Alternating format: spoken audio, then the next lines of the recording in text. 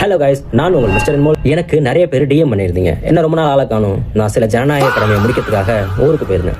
நான் ஊர்ல இருந்து வந்தவொடனே ஒரு ஆடு என்கிட்ட செம்மையா சிக்கிக்கிச்சு. இப்ப தலையை வெட்டலாமா? அந்த ஆடு யாருன்னு பார்த்தா சரி, நான் அணில் குஞ்சுன்னு நினைச்சா அது அணில் குஞ்சு இல்ல, அது ஒரு சங்கி குஞ்சு. அதாவது இப்பெல்லாம் சங்கி குஞ்செல்லாம் அணில் வேஷம் போட்டு சுத்தி திரியுதுங்க. நான் ஒரு வீடியோ போட்டிருந்தேன்.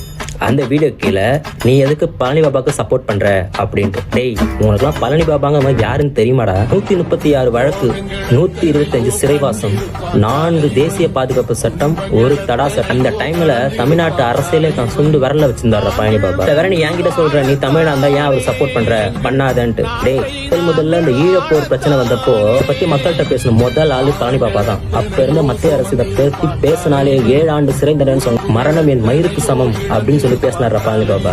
7 ஆண்டு என்ன, 70 ஆண்டு கூட சிறை செல்ல நான் தயார், இதை பத்தி நான் பேசிதான் தீர்வு பேசினாரா. இன்னும் எதை சொன்னீங்க, முஸ்லிம்கள்லாம் தமிழர்கள். நாங்கள் ஏற்றுக்கொண்ட மதம் தான் இஸ்லாம், ஆனால் நாங்களும் தமிழன் தான், சரியா?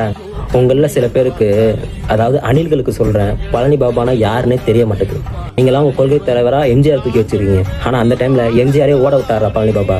எம்ஜிஆர் மேலே கேஸ் போட்டு நின்று ஜெயிச்ச ஒரே ஆளு பழனி பாபா மட்டும்தான். இத்தனைக்கும் அந்த கட்சி ஆரம்பிச்சது, அந்த கட்சிக்கு சின்னத்தை கொடுத்தது, பேரை வச்சது எல்லாமே பழனி பாபா தான். கடன் முதற்கொண்டு கொடுத்து உதவுனது பழனி பாபா தான். அவரே முதுகுல குத்தினார் எம்ஜிஆர். தன்னோட இளமை பருவத்தையே அந்த மக்களுக்காகவும், தாழ்த்தப்பட்ட மக்களுக்கும், பாமர மக்களுக்கும் கொடுத்துட்டு போனார் அந்த பழனி பாபா.